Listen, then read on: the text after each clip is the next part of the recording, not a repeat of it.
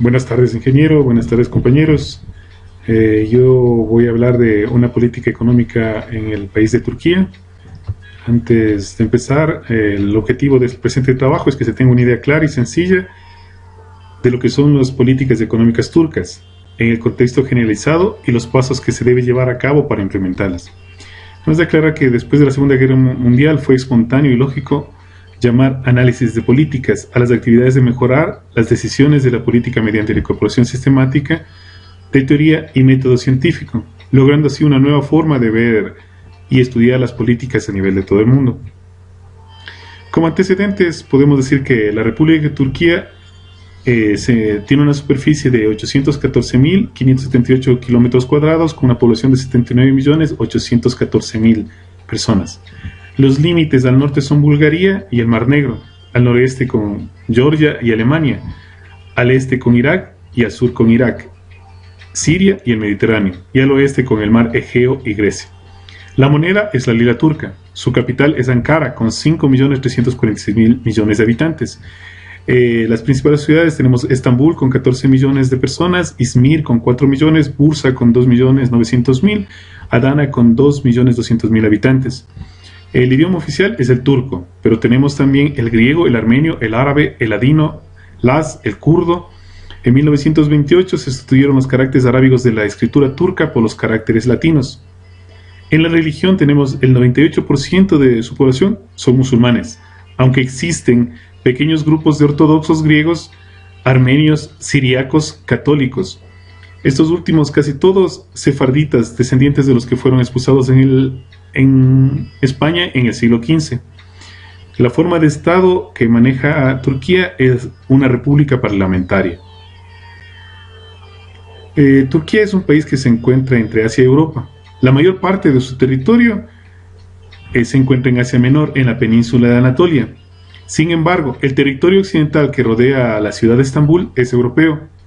Estas dos partes de su territorio están separadas por el canal de Bósforo. La tracha turca en Europa abarca aproximadamente el 3% de la superficie de su país.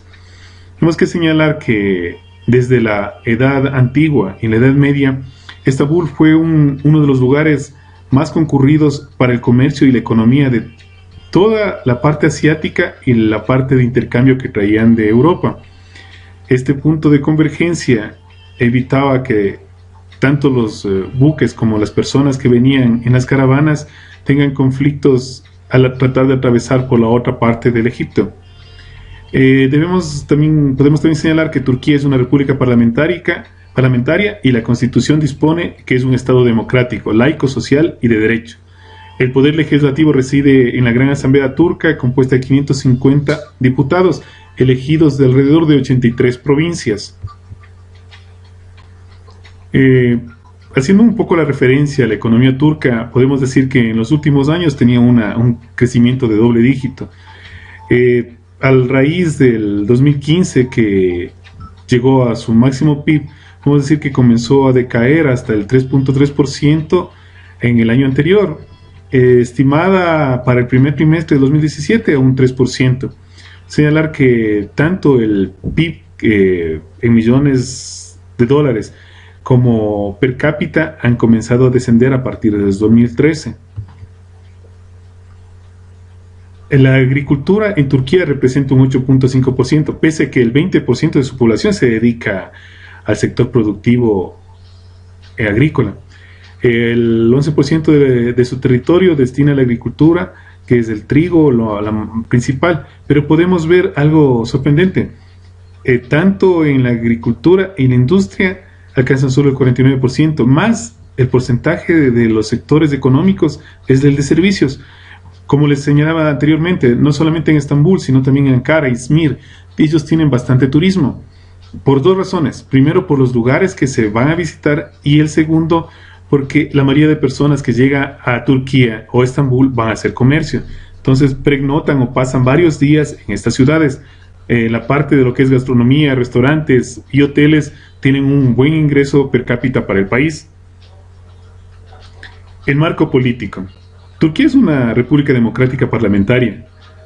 El poder ejecutivo lo compone el presidente de la república, que es el jefe de Estado. Es elegido por sufragio universal directo para un mandato de 5 años. El presidente ejerce la función de árbitro, promulga leyes, firma decretos y nombra al primer ministro y al Consejo de Ministros. El poder legislativo en Turquía es monocameral, quiere decir existe una sola cámara donde se encuentran sus 550 diputados, representantes, como les mencionaba, de las 83 provincias. Los líderes políticos, el presidente es Recep Tayyip Erdogan y el primer ministro es Binali Yıldırım. El referéndum que se llevó el 16 de abril de este año proponía la reforma constitucional en la que se abolía al primer ministro. Esta constitución fue establecida desde 1924 con las dos cargas, tanto ejecutiva y legislativa.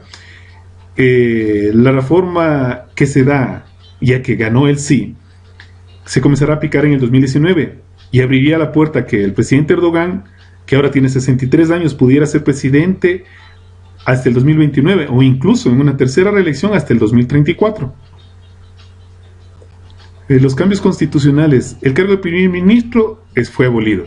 Sus poderes se transfieren al presidente, que asume así la jefatura del Estado y la del gobierno.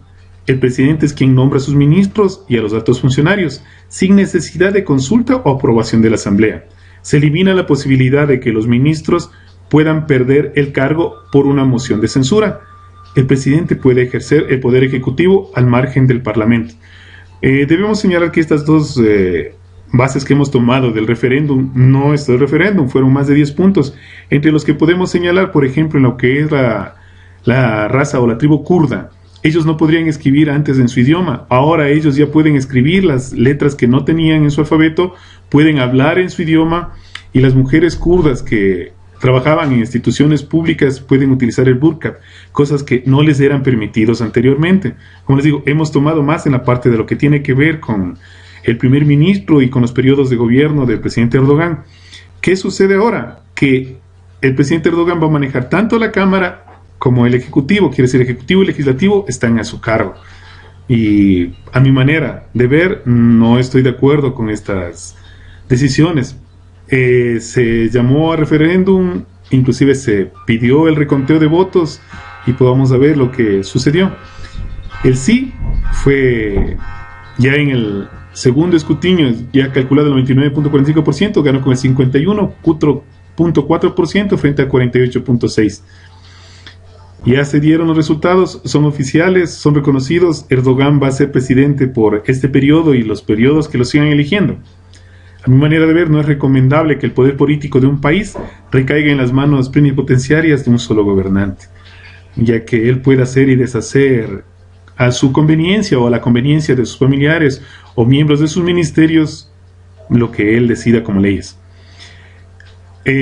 Ya existían trabas desde el 2005 que fueron candidatos para ser parte de la Unión Europea, pero en este momento, tal como sucedió cuando ganó Erdogan, que ellos decidieron no pagar ciertas deudas, tanto Inglaterra como Alemania, y ya fueron mal vistos por la Comunidad Europea. Y una de las trabas principales es que el 97% del país se encuentra en Asia y solamente el 3% se encuentra en Europa. Entonces, ¿cómo podemos hablar de ser parte de la Comunidad Europea un país que no es europeo? Y la última conclusión es que a raíz del 16 de abril, la cantidad de incidentes que ha habido en las calles por motivo de las bullas, manifestaciones en contra del presidente Erdogan, debido a que no están de acuerdo, la oposición ha salido a las calles y han salido a manifestar, ha habido heridos. Se llamó inclusive por parte de la oposición a que se haga un reconteo de votos y ellos volvieron a ganar. Dejaremos solamente que el tiempo nos dé las conclusiones de lo que sucede. Sin nada más que decir, compañeros, Teşekkür ederim. Muchas gracias.